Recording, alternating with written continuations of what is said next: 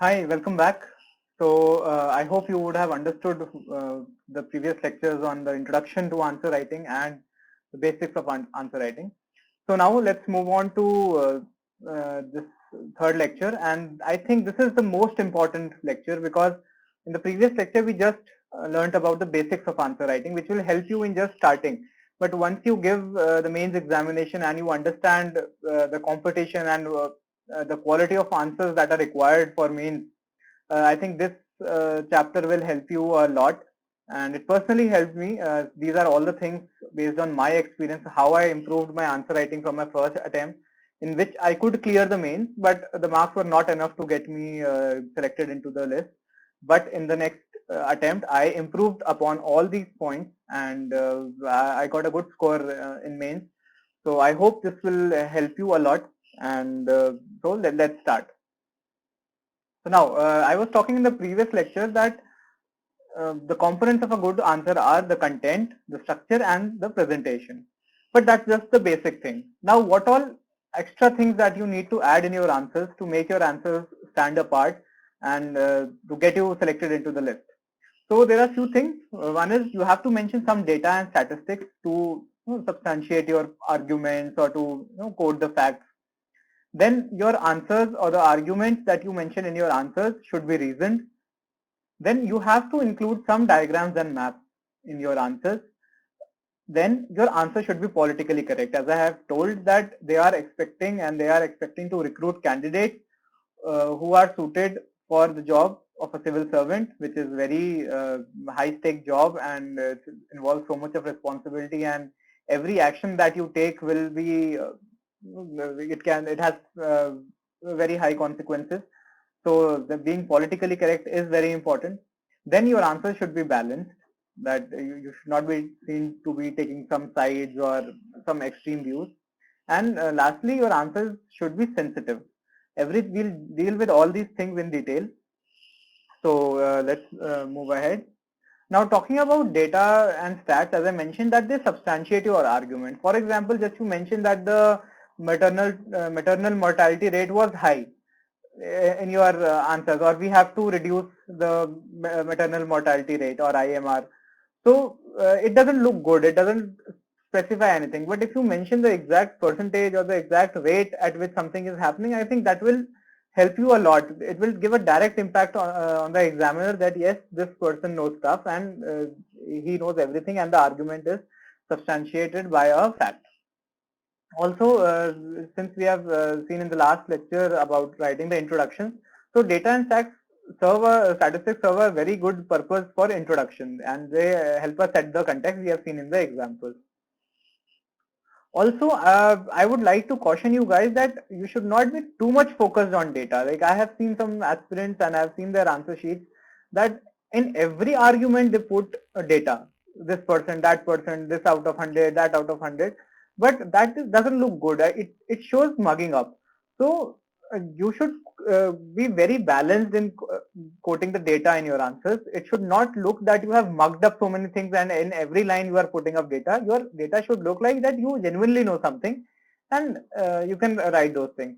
Also, you can mention the data while you are making notes so that it becomes easy for you to remember, because it will not happen that one day you remember and next day you just go and write it on the answer sheet. You have to mention data in your notes, and when you keep on revising, then that data also gets you easily remember it. Also, just a word of caution that and advice that mention that data only that is easy to remember. Sometimes when we read a news article or we read a report, there's so much of data that is mentioned there, and we try to remember all those things. I think that is not the right strategy, because it is humanly impossible to remember so much of data. So for example, if you talk about say health, so you can just talk about what is the doctor to population ratio or beds to population ratio in India. That is fine, that you can remember, also that you can mention in the notes and in the answers also. But if you think that you want to write uh, number of beds to the ratio of women population in a particular state, I think that is practically impossible. So don't go in too much into depth with data. So just basic facts and data is more than enough to just set the context or substantiate any argument. Now, when I talk about reasoned and informed answer, so we need to understand that we are just graduates. Some are postgraduates, but UPSC expects us to be generic. We are not expert in the field of public policy or policy implementation. So we are not experts, and we should not feel like experts also. So whatever opinions and arguments we are presenting in our data, in our answers, they should be based on expert opinion. Now, what can be the expert opinion?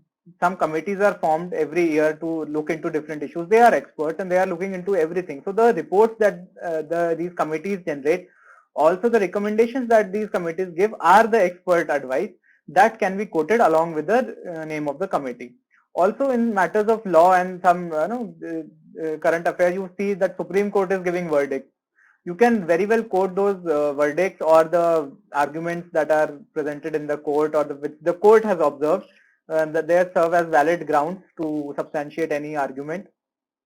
Also, if you are talking about some global issue, then global reports, government reports of NITI Aayog, Ministry, WHO, IMF, etc. The facts mentioned in them, you can easily quote them in your answers. It will look good. And you don't have to read all these reports. When you read a newspaper, they will definitely quote that WHO has said so and so, IMF has said so and so. You can just put up that point and use in your data. You don't have to read the reports totally, just the gist which comes in the newspaper or in any current affair magazine that you read. I think that is more than enough. Then this is a common doubt, that do we need to quote authors and scholars in our GS answers? I think just leave that part for optional. In general studies, we have to be general. We don't have to be specialists, so we don't have to quote all the authors or scholars. I think these reports and committee reports, court verdicts is more than enough. You don't have to worry about scholars and authors. Now, talking about diagram, maps, and chart, people are obsessed with these things. They feel that only diagrams, maps, and charts will get us good marks. That is not the case. Diagrams, maps, and charts, they all have their own utility, and we have to understand that you cannot just put anything anywhere. They serve their own purpose. So these things help in explaining your answer. Suppose you have to describe something in a very long way. Suppose you have to describe the process of how a cyclone is forming, or how food processing works, or how our nuclear program is working. So it will take a lot of time and lot of space and lot of words to describe all those things. But if you mention like if you make a small diagram or a small flow chart or a small pie chart showing some percentage, something like that, I think that will serve the purpose. So your diagrams and maps or the chart should replace your description. It should not add on to that. So I think these are important for geography and IR and some part of economy where you are explaining some process. But please don't add just for the sake of adding. When you start practicing answer writing, you will understand that here I have to write so much. Now instead of that, I should just draw a map, or I should just draw a chart, I should just draw a diagram. I think that is fine. You won't get marks just for adding diagrams and maps in all the answers. Please take care. If you have 20 questions in your paper, I think 4 to 5 questions will require making diagrams. Rest all do not require. So don't just unnecessarily force fit those things. Now the most important thing, politically correct. As I told that they are looking for people who are suited for civil services. So they want people, when they write, they should be politically correct. Now what I mean by politically correct, it means that we should avoid taking sides. We should not seem to be biased towards any particular side. Suppose there's an issue between government or a court, then obviously as we are working for the government, we have to be more tilted towards government, but it should not seem that we are just talking about government and we are not talking about the point of view of the court. We have to take both the points in mind. Suppose there is some scheme or some policy that the government has introduced, so please don't criticize those things. You have to do a constructive criticism. That means you have to highlight the loopholes and give the solutions based on expert advice. But do not criticize for the sake of criticizing what the journalists do or what the activists do. You are not here to show your activism or your journalist skills of being a journalist, but you are showing the examiner that you want to work for the government, and therefore you have to take side with the government, but without criticizing it. Now please be mindful of the language, be formal, though you have to be simple, but please don't use slang words, please don't be very informal. It should be a good bureaucratic type language. For that, you can read the economic survey or Yojana or Kurukshetra, where most of the bureaucrats write, so you can understand what is their use of language. Also, please avoid names of politicians. Suppose you want to take the name of the Congress president or BJP president or RSS president, please avoid those names. Use the post that they hold. That is more important. You can say the leader of the opposition. You can say the president of the Indian National Congress without taking the name, or president of BJP. These things you can use without taking names of a politician. Even for taking names of the people who are in power, say for example president, prime minister, a governor, avoid taking names. Instead of writing PM Modi, you can just mention honorable PM, and always use the word honorable for these high constitutional posts like president, PM, governor, Supreme Court, High Court. It looks good, because in the service also we have to always, even if we are talking to the media or we are writing some letters, we have to write honorable president, honorable prime minister. So please take care. If you use these things in your answers, it will look good. You will get, definitely you will get, the impression will be very good. And similar to the names, avoid the names of political parties. You can just mention ruling party, opposition party, but if you are criticizing, then I think it will not be very appropriate if you just start naming and shaming political parties for what they have done and what they have not done. If the question is specifically pertaining to a political party, then definitely you can use that name. But if they are using in a generic manner, then please avoid it. Also, when you are talking about some another country, then please be careful of what the diplomatic stand of our country is. We as human beings in a personal bias, we have lot of grudge against our neighbors who have tried to encroach upon our territory. That is very well true, and being a patriot, we have the right to feel about that. But once you are writing in the examination, I think you have to be careful about what the government actually writes about those countries. So I have given the example of Pakistan. So you cannot say that Pakistan is our enemy. Enemy is a very technical term, and it is used only in the context of war. So if we are not with war, if we are not in war with any country, then we cannot call it our enemy. We can call it our neighbor. We can call it our adjacent countries. But please avoid using your personal feelings for countries for which the diplomatic stand is different. So please keep this in mind. Now, when I talk about balanced answers, see, I have given some examples. The red means that you don't have to use this, and green means that you can use these things. Now, instead of, suppose you are mentioning about some schemes, say Pradhan Mantri Awas Yojana or Swachh Bharat Abhiyan, and you find some problems that the funding is not there. So instead of writing lack of funding, no funding, poor funding, you can just mention lack of adequate funding. So this is I meant by not criticizing the government. If you see any activist, if you see any journalist, they will tell that there's no funding, nothing has happened, the scheme is poorly funded. But as a bureaucrat, as an upcoming bureaucrat, as an aspiring bureaucrat, you should talk about lack of adequate funding. Instead of mentioning the scheme has failed, the scheme has not done anything, you can mention that the scheme has not achieved the desired results. So that there were some desired results which were not, we could not achieve them. So just write the scheme has not achieved the desired result. I think that is moderating your language.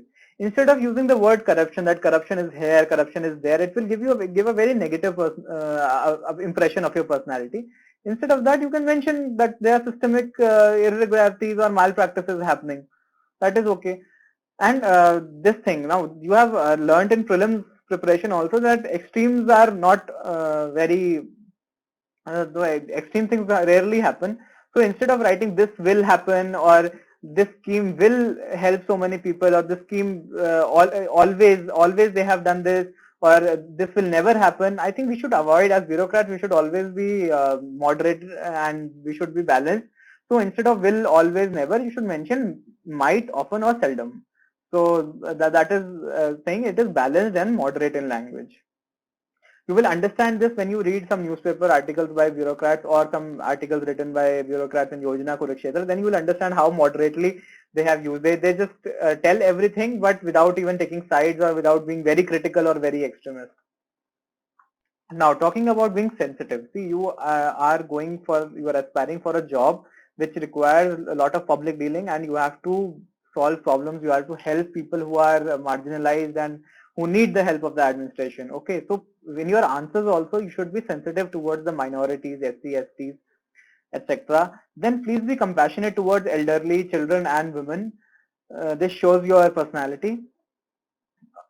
Third thing is that you should be considerate towards the Divyang who are not so physically abled, and then towards transgenders. Then you have to show that you are progressive. Your stand should be progressive. So you should always take into account the issues of LGBTQ community. Then if there are some global events that have happened, say for example Rohingya or the George Floyd event that happened in US, so please please be considerate and sensitive for these issues. So in your answers, when you are quoting, please be polite or take balanced stand for these vulnerable groups, and don't take a very extremist stance for them. So if you have mentioned or quoted these things in your answer, that will show a very positive outlook in your answer sheet, and definitely the examiner will be impressed to see your positive attitude, your progressive approach, and your ability to take everybody in account while you are mentioning something. Now, this is the most important thing. It is the interlinkage. You must have heard about from so many toppers, so many faculty, so many teachers that in your answers try and interlink things, try and interlink things. But what is this interlinking? See, in the first lecture also I have talked about that you have to interlink things, that things do not exist in silos.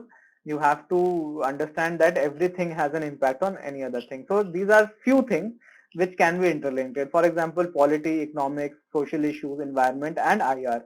Everything is related to each other in some manner or the other. So in the topics that you study, while you are making notes, please try and understand those linkages, that if something is happening in polity, what economic impact will it have? What social impact will it have? Case of farmer suicide, it is because of geographical reasons. Rain is not coming, the soil quality is poor, the cropping pattern, it's all geography and economics there. Then farmer suicide, it's a big social issue, the impact on the farmer community, the psyche of the farmers, it impacts a lot. Then which kind of farmers, they have their own dynamics, the poor farmers, rich farmers, so that is also a part of society. Then their demand for reservation or demand for some redressal of their problems, I think that is also a societal issue. Also it becomes a political issue.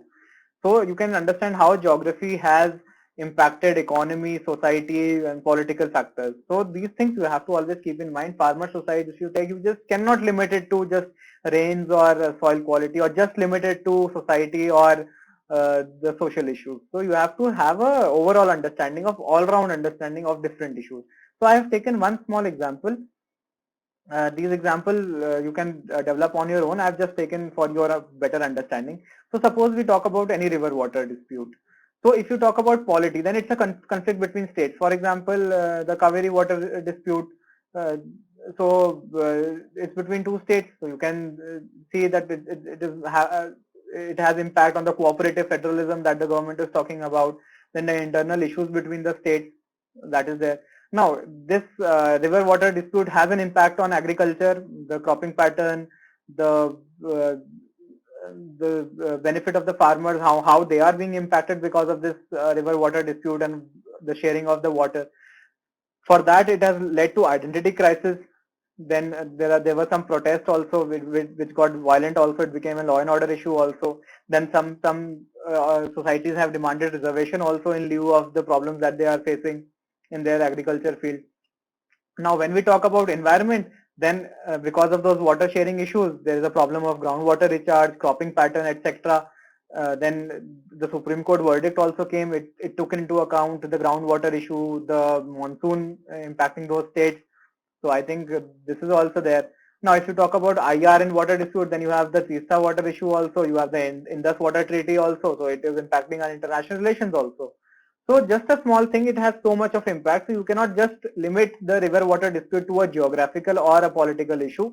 You have to keep in mind all these things while you are writing the answers, and then only your answers become comprehensive, and then only the examiner will feel that yes, this person knows everything, and he or she understands what will be the impact of one issue on different issues, and then this person is suitable to become a civil servant. So these are things that you have to keep in mind. This is just one example. Whenever you are studying anything, whenever you are making notes of anything, please keep in mind that you have to relate so many other things. Sometimes these things does not come in the newspaper. They will just focus on one issue only because that is a burning issue. But when you do a deeper study, when you understand things, you read different sources, you try to go deeper into the issue, then you will understand that there are so many different issues related to one issue. So this was all I had for adding value to your answers. So this was very important. I would say that please keep this lecture safe with you, note it down all these things, so that even in the later course of your time, even when you are writing the exam, then also you have to keep all these things in mind, and this will definitely take you far. So thank you so much for watching this lecture. In the next lecture, we'll move on to our specific papers. So next lecture, we'll be talking about answer writing for the GS1 paper. This was all about the introductory part. Now we'll deal paper by paper, GS1, GS2 and GS3.